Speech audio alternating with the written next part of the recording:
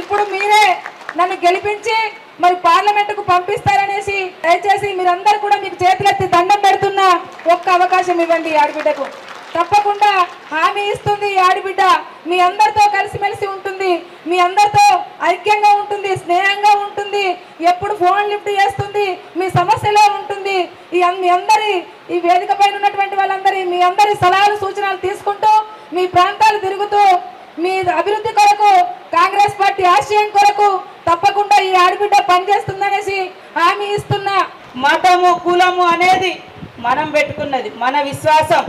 కానీ ఈరోజు ఈ రాష్ట్రం అభివృద్ధి చెందాలంటే, మన పిల్లలకు ఉద్యోగాలు రావాలంటే, మన ఊర్లు అభివృద్ధి కావాలంటే, ఇవాళ ఇచ్చినటువంటి ప్రతి గ్యారంటీ మనకు చెందాలంటే ఇక్కడ రేవంత్ రెడ్డి నాయకత్వంలో కాంగ్రెస్ ప్రభుత్వం ఉంది.